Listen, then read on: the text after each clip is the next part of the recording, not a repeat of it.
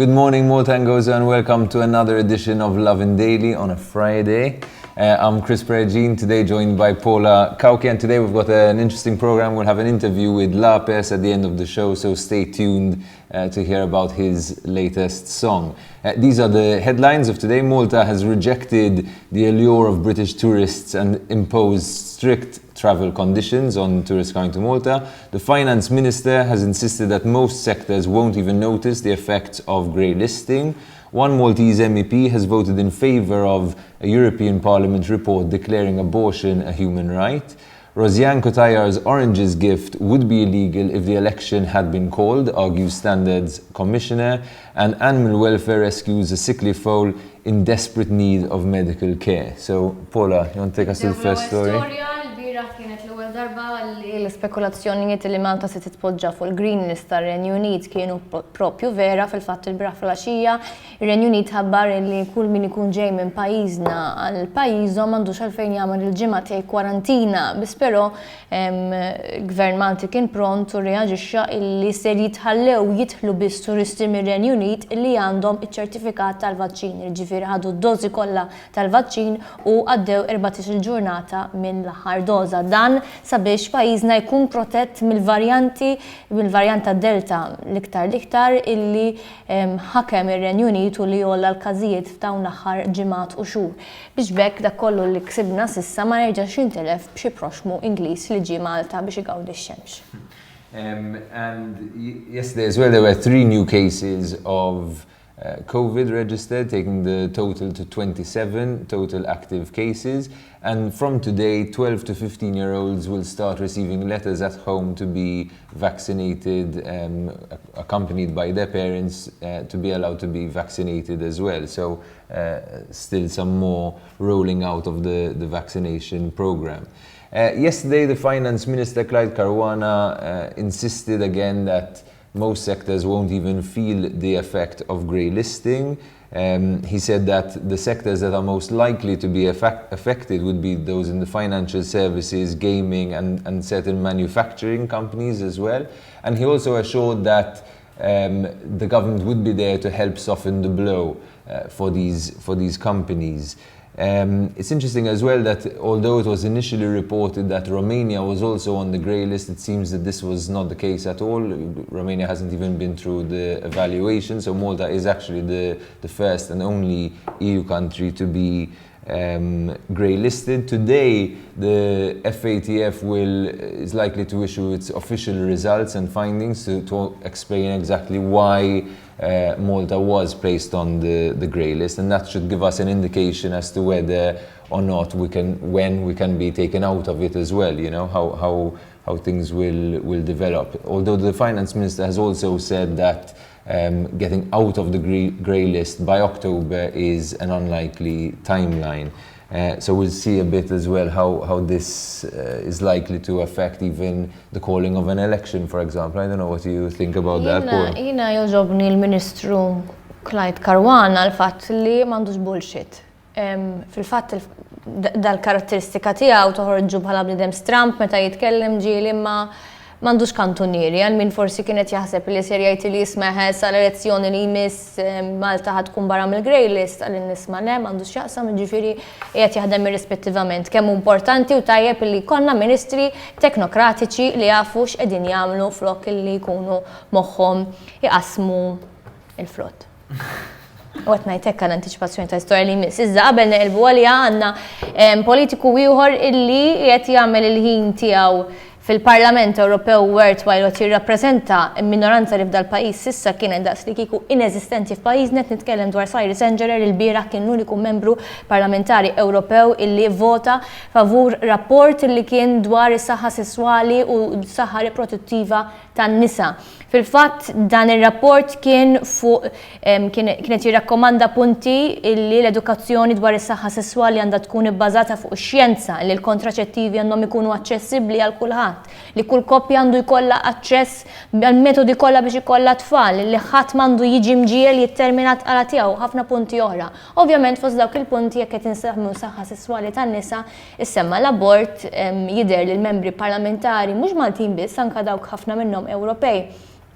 X'injaraw il-kelma abort joqogħdu mitpass lura dak kien il-każ għal MEPs l-oħra fil-fatt Josiane CUTAJAR u Alfred Sanz astjenew mill-vot għalhekk Saġu Saliba, Roberta Mezzola u David Kaza votaw kontra dan ir-rapport anka jekk ma kien ser jimponi l-ebda liġi, prinċipju, eċetera fuq il-pajjiżi. Dispjaċir illi nibbiżaw nivvotaw favur rapport illi poġġi prinċipju u li ma iġelek tbiddel xejn f'pajjiżek, ġifieri qas fuq il-prinċipju maħna din naqblu. Mara is-saħħa ta' mara għandha titqies bħala dritt fundamentali, aħseb wara kemm ħanwaslu għal riformi oħra f'dan il-pajjiż. To be fair, I mean, it's quite a big discussion, right, about whether abortion is a human right or not, and it's quite positive. Imma kif kien hemm rapport fuq is-saħħa sesswali tal-irġiel, nassigurak li n-numri kienu ħajkunu differenti ħafna.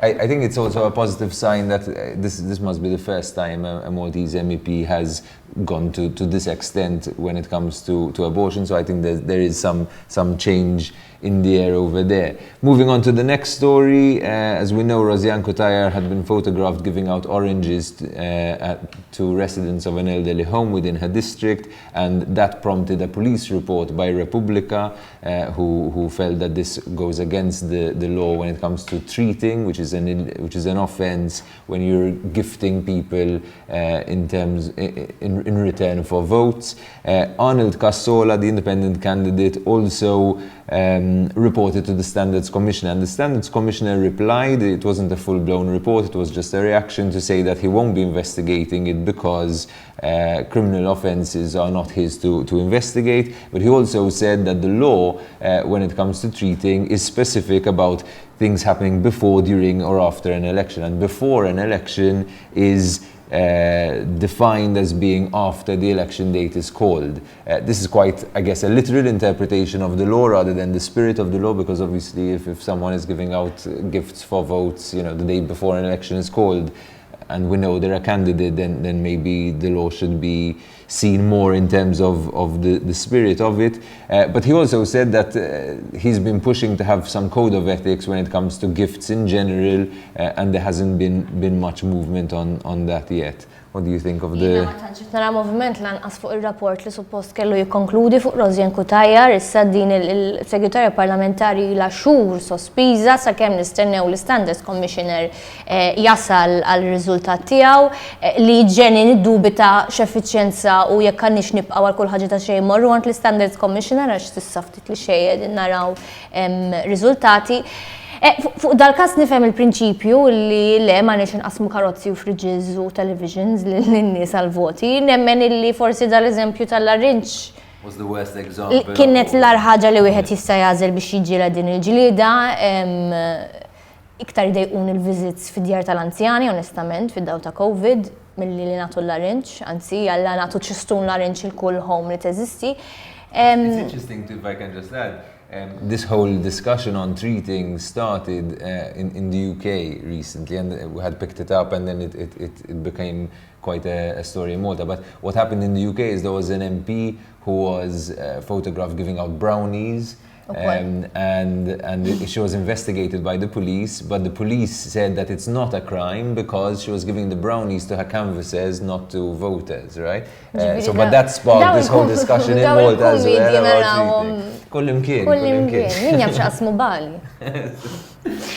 L-aħħar storja tal-lum storja li tqabdek il-biki, il-bira beda jċirkola video fuq il-mezzi soċjali ta' żiemel żgħir ta' xar xhur fi stat tal-waħx, dan iż-żiemel tal-bla ikel, instabrulu id-daqqiet, it-benġil, kellu l-insetti fuq u miskin kien insab silenzjuż ċostalla waħdu. Ma nistax nifhem li mqalb ħadra tasal tweġġa annimal b'dan il-mod għax li tħallih bil-ġuħ forsi m'għandekx ir-riżorsi b'xi mod nasal nifhem amma li tbenġilu. Ma nistax nifhem il-bnedmin kif jaslu jagħmluhom dal-affarijiet, dan iż-żiemel forsi jerġa' jieħu r-ruħ issa lil Animal Rescue ħaduh l-RMJ Horse Rescue. Nappellawkom sabiex tkunu ġenerużi u tagħtu donazzjonijiet lil dawn l-assoċjazzjonijiet li jgħinu l-annimali u nappella lill-pulizija illi dal-investigazzjoni issir mill-iktar mod rigorus li min wettaq dan ir-reat kontra ħasra dan annimal innoċenti jingħata issirlu ġustizzja u anke mill-qrati jingħata l-aħħar pjena li tista' teżisti għax għajmiex seta' għamillek dan iż-żiemel biex biċċirtu ħallejtu jibati iktar. And thank you very much to the animal welfare people who constantly look out for these cases. You know, I think we always every so often see one of these horrific cases, and it's good to know that there are people out there who are taking action and helping the poor animals involved. That's it for today in terms of the headlines. We'll just cut to a short clip of Lapes's new video, and then Paula will be interviewing him to hear all about his career since Malta's Got Talent. Għazel pozizjoni, għandi soluzzjoni, indik l-introduzzjoni, għanka l-konklużjoni. Issa nafek u inti li tafni, iktar mal-ħin qiegħed jgħaddi. Qed nitlef il-kontroll, qalbi ma niflaħx inżomm. Kif tħares it-fajnejja, u nħossa tersa lejja, qed nitlef il-kontroll.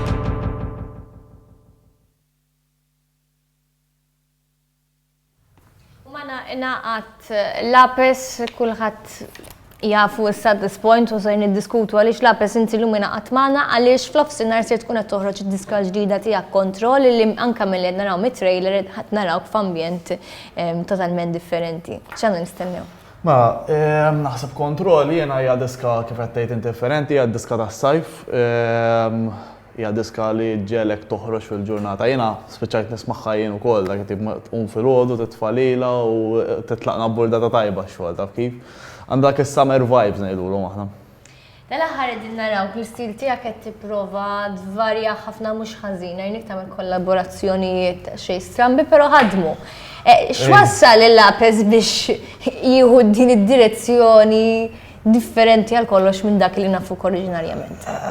Jena l-istili kollha ħobba minna mużika nvarja ħafna mill nisma' la volja ovvjament dejjem nibqa' leali għar-roots tiegħi speċi tali huwa r-rap li kulħadd jaf li jiena nagħmel. Xtaqt nesperimenta naqra aktar bi-stili, ħanara n-nies kif jieħduha fl-aħħar mill-aħħar ukoll. Ovvjament di tiftaħ li iktar wide range ta' udjenza li tismani wkoll, ġifieri dak dejjem welcome li ovvjament isiru jafu minn jien u forsi issa jisimgħu l-album li ġej fid-disa tal-għolji wkoll. Ukoll ġifieri dik hija bażikament għaliex. Qed jattejt għal ta' New Victorians u hekk Eżatt. Imma rajnik illi sekk minn mindu kont fuq il-park ta' Malta's Got Talent u mort tajjeb. Ħadd vija differenti. Kif anka l-mod li n-nies issa aktar saru jafu bħal aktar mainstream minn dik l-esperjenza law? Ovvjament, il-final kulħadd jaf x'għamilt. Ġifieri fil-final ħriġ verament dak li jiena. Minn hemmhekk qisu proud tagħha 100% u nibqa' lejjem. Skont se ngħid, mela, ifhimni ta' New Victorians kienet diġà ilha lesta xi sena qabel, għajdu konna ġiġa bdejna naħdmu fuqha. Diski ġodda mbagħad bdejt ngħid għandi l-album kollu, ġifieri n-nies li verament iħobbu jsegwu lili jekk jisimgħu l-album, ġifieri ħanħorġu diski minnhom ukoll music videos. Użajna wkoll stili differenti ma xorta ħafna minnu li huwa purament jiena. Wara Malta's Got Talent dak li jkun jarak il-belt jarak il-baħar tara l-Lapes. Il-fama. Ejja, qabel il-Got Talent kienet ma kienx daqshekk. Jiena ħassejt li l-fama tlajta tarġa'. Ġifieri jiena bdejt minn nirrapja qoddim 50 ruħ ġo ta' 17 sena u bqajtila tarġa'. Minn flok pereżempju mort fuq il-Got Talent ħadd għadu ma jaf bija u bum ġiet il-fama kollha waħedha. Ġifieri bil-mod ħossni jiena hekk gradually. Jiena ta' hekk issa, taf kif? Ġifieri grat kemm int grat li l-esperjenza ma kieku kellu xi ħadd jgħidlek isma' mort tajjeb fil-Got Talent titmur għall-Eurovision, kieku l-Got Talent kien marbut mal-Eurovision. Konna narawk. Le, jien fil-Eurovision l-Eurovision kulħadd jaf kif naħseb fuq jien min jaf, jiena ma mmurx fuq Eurovision, dak jiena narax li mhux għax mhux platform tajjeb biex tippromuovi lilek innifsek, ta' tifhimniex ħażin, imma mbagħad ħammur totalment kontra jisu dak kollu li nemmen. U jiena nemmen aħjar ma jitlux fid-dettalji tagħha għax letteralment naqlaw. Ma ġifieri taqbel li konna kompetizzjonijiet bħal Got Talent, Mela, bħal X Factor li m'għandhomx x'jaqsmu mal-Eurovision. Għax hemmhekk l-artist qed ikollu ċans. Aħna l-iktar li nbagħtu bħala artisti huwa naħseb jiena mill-finanzi u biex inkunu nistgħu ntellaw il-prodott, qed ittieħ ċans, ittieħ goal biex jgħid tisma' jiena nista' nikkompeti f'dan u nġib il-one recognition, il-finanzi biex imbagħad inkun nista' noħorġhom f'music video u ninvesti fija nnifsi bħala artist. Grazzi Lapis ħafna piċċin il-taqa' miegħek, kompli saħħaħ anke l-lingwa Maltija fil-dinja mużikali tagħna. Jekk wasalna fit-tmiem tal-episodju tagħna, nixtieqilkom il-weekend it-tajjeb u stay safe, ciao.